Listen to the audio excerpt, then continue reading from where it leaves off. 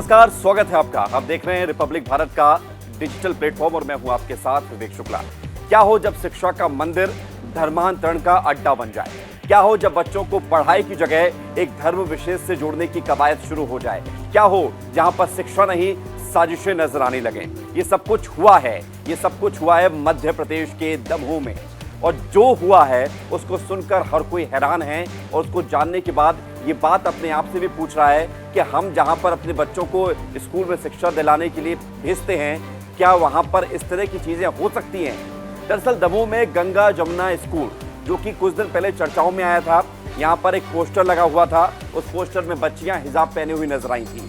सिर्फ मुस्लिम बच्चियां नहीं, हिंदू बच्चियां भी हिजाब पहने हुई नजर आई थी, जिसके बाद ये मामला गरमाया था।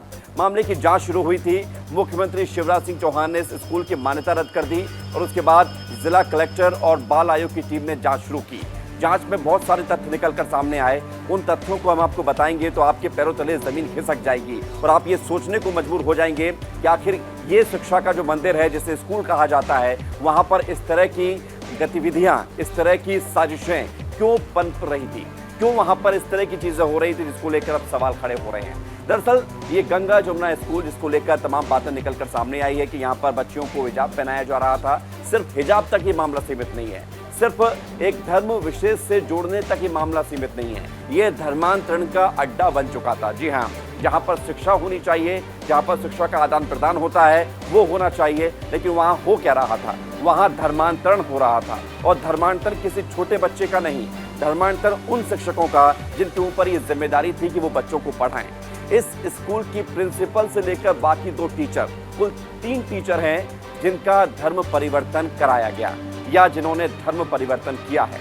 जांच लगातार जारी है कि मतांतरण यानी कि धर्म परिवर्तन इन्होंने अपनी मर्जी से किया या फिर इनके ऊपर दबाव डाला गया। इसको लेकर जांच जारी है, लेकिन वहाँ की जो प्रिंसिपल थी, जिनके सरनेम इस स्कूल में आने से पहले श्रीवास्तव हुआ करता था, अब वो शेख हो गई हैं। एक टीचर जिनका सरनेम यादव है, अब वो खान हो गई हैं।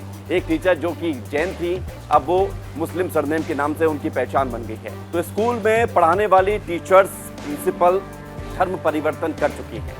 अब स्कूल के अगर अंदर जाते हैं तो समझ में आता है कि ये पूरी तरह से एक साजिश की यहाँ पर बुनियाद रखी गई थी और साजिश यहाँ पर की जा रही थी। साजिश कैसी थी? साजिश कुछ इस तरह की थी कि स्कूल में बच्चों को नमस्ते कहना, गुड मॉर्निंग कहना या सुप्रभात कहना ये मना था। स्कूल में बच्चों को उर्दू पढ़ना अनिवार्य था। स्कूल में बच्चों को भगवान का नाम लेना या भगवान का जिक्र करना ये एक तरह से सजा थी और उसकी सजा बच्चों को मार खा के चुकानी पड़ती थी। स्कूल में वो साहित्य मिले हैं जिसका शिक्षा से या स्कूल की पढ़ाई से कोई दूर दूर तक लेना देना नहीं है। स्कूल में प्रार्थना होती थी लेकिन उर्दू में होती थी। स्कूल में नमाज अदा की जाती थी और खबर तो ये भी आई है कि स्कूल में ही मस्जिद तक बना दी गई। ये सब कुछ एक स्कूल में हुआ, ये सब कुछ एक स्कूल में होता रहा, धर्म परिवर्तन होता रहा, बच्चों को उर्दू से जोड़ा गया, बच्चों को इस्लाम से जोड़ने की कोशिश होती रही, बच्चों को मुस्लिम रीति रिवाज से जोड़ने की कोशिश होती रही, और इतना ही नहीं, जो इससे नहीं जुड़ता था उसके साथ सलूक जानवरों जैसा किया जाता था। हम आपको उस स्कूल में पढ़ने वाले कुछ बच्चियों की बातचीत सुनाते हैं।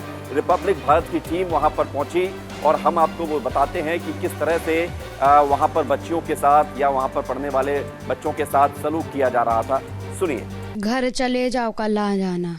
अच्छा, और जब परिवार के लोगों ने मना किया होगा तो क्या आप बैग में रख के ले जाते थे, वहाँ गेट पे पहनते थे कि क्या करते थे? बैग में रख ले जाते थे, वहीं पे पहन लेते थे। मतलब स्कूल के स्टाफ का इतना प्रेशर था कि इस परिजनों से छुप के आप बैग में रख के ले जाते थे और गेट पे पहनते थे हिजाब? हाँ, पहनते थे। और बाकी बच्चे? वो सब भी वही करते थे। तो ऐसा क्यों करवाते थे, क्या बोलते थे, इसके पीछे वजह क्या बताते थे? कहने लगे हम लोगों हमारे याद है, हम लोग ऐसे ही रखते हैं जो ना आता हमारे यहाँ पे। अच्छा, और क्या क्या करवाया जाता था स्कूल में? अगर उन यहाँ पे कोई ख़त्म हो जाए ना, हिंदू या मुस्लिम, तो वो लोग नमाज करवाते थे और कहते थे जन्म में जाने ई दुआ मांगो। अच्छा, किससे नमाज? आपसे भी नमाज पढ़वाते थे? सब लोगों से करवाते थे जितने स्कूल में पढ़ते थे। आपसे भी नमाज पढ़वाई गई थी एक बार, तो जब उन लोगों ने शांत बैठा दिया था तो कुछ बच्चे बोले थे तो उन लोगों ने तो पिटाई घली थी। अच्छा, मतलब जो बच्चे नमाज नहीं पढ़ रहे हैं उनको पीटा जाता था? पीटा जाता था। अच्छा, तो क्या इसके अलावा क्या दीवारों पे क्या कुरान वगैरह और आयतें लिखी हुई हैं क्या स्कूल की? वो लोग कुछ अलिफ जीम वगैरह लिखते थे बोर्ड के ऊपर। अच्छा, तो क्या मतलब आप लोग विरोध नहीं करते थे इसका? हम लोगों ने एक बार कहा था तो पिटाई खली थी, इसलिए हम लोग नहीं कहते थे कुछ। अच्छा, और बाकी जो बताते हैं कि जो जनगण मन होता है उससे पहले जो कुछ आती है दुआ होती थी तो वो हम लोगों से आधी आधी बनती थी, तो हम लोग जितनी बनती थी गा देते थे। फिर मैम लोग हम लोगों को स्टिक मारती थी। क्या बोलती थी? कि तुम लोग सीखो ये। तो अगर आप लोग आधी पढ़ते थे तो क्या पिटाई होती थी? हाँ, पिटाई होती थी। तो और हम लोग भगवान नाम लेते थे स्कूल अंदर तो मिस लोग उठक बैठक करवा देती थी या फिर स्टिक मारती थी। किस स्कूल में पढ़ते हो? Sir Ganga Jamuna school. अच्छा, किस क्लास में हो? सर 5th में। अच्छा, स्कूल में क्या क्या सिखाया जाता है? सर स्कूल में मुसलमानी चीज़ें सिखाई जाती हैं और उनकी एक प्रेयर भी रहती है और वो लोग अल्लाह पे आती है दुआ, उसके पहले वो लोग मुसलमानी वो करवाते हैं उर्दू की। क्या बिस्मिल्लाह। आती है आपको? Yes sir. बताओ। बिस्मिल्लाहिर्रहमानिर्रहीम हम्दुलिल्लाहि रब्बिल आलमीन मालिकी यौमिद्दीन दिय्याका नअबुदु व इय्याका नस्तईन इहदिनस सिरातल मुस्तकीम सिरातल लज़ीना अनअमता अलैहिम गैरिल मग़दूबि अलैहिम वलज़्ज़ालिन। आमीन। तमाम तारीफ़ अल्लाह ताला के लिए हैं जो तमाम जहानों का पालने वाला है, नहायती रहम करने वाला है, इंसाफ के दिन का मालिक है। ए अल्लाह, हम तेरी हिफाजत करते हैं और तुझी से मदद चाहते हैं।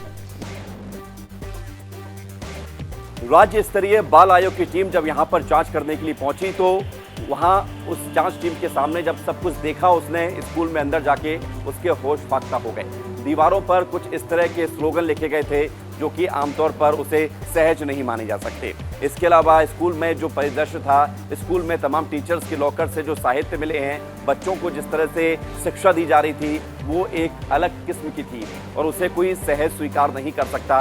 इस पूरे मामले में जांच पड़ताल जारी है। हालांकि ये मामला सामने आने के बाद अब सवाल ये भी उठ रहा है कि क्या कोई बच्चे भी धर्मांतरण के शिकार हुए हैं और क्या कितने सालों से ये स्कूल इस तरह से चलता आ रहा है और किसी को भनक क्यों नहीं लगी। एक सवाल ये भी है कि आखिर अब आगे क्या होगा। हालांकि स्कूल की मान्यता तो रद्द हो चुकी है, लेकिन क्या इसके पीछे एक बड़ी साजिश है, एक बड़ा नेटवर्क काम कर रहा है, एक सिंडिकेट काम कर रहा है, ये भी जानना जरूरी है। कहा यह भी जा रहा है कि अब इस पूरे मामले को लेकर जांच पड़ताल की जा रही है, क्योंकि जिसका ये स्कूल है, जो संचालक है, उसके पास बेतहाशा कीमती की प्रॉपर्टी भी बताई जा रही है और हो सकता है कि उसको फंड किया गया हो, उसकी फंडिंग हुई हो। इन सब को लेकर जांच पड़ताल हो रही है, लेकिन जो चौंकाने वाले तथ्य निकल कर सामने आए हैं उसने हर किसी को हैरान कर दिया है कि कैसे कि स्कूल को जरिया बनाकर अवैध तरीके से यहाँ पर शिक्षा का जो मंदिर था उसको एक जरिया बनाकर लोगों को, वहाँ पर आने वाले बच्चों को बहलाया जा रहा था, उनको जो है उनकी दिशा से भटकाया जा रहा था। क्योंकि कई बच्चों के माता पिता भी सामने आए, उन्होंने तो यहाँ तक कहा है कि उनके बच्चे घर में आकर नमाज अदा करते थे, यहाँ तक मामला पहुँच गया था और वो अपने माता पिता की बात भी नहीं मानते थे। तो माइंड वॉश किया गया था, इसे ब्रेन वॉश जैसे कहा जाता है, उस तरह से यहाँ पर बच्चों को एक तालीम दी जा रही थी और ये सब कुछ हो रहा था एक स्कूल में जिसकी मान्यता तो रद्द हो गई है, लेकिन अब एक एक करके खुलासे सामने आ रहे हैं। नमस्कार।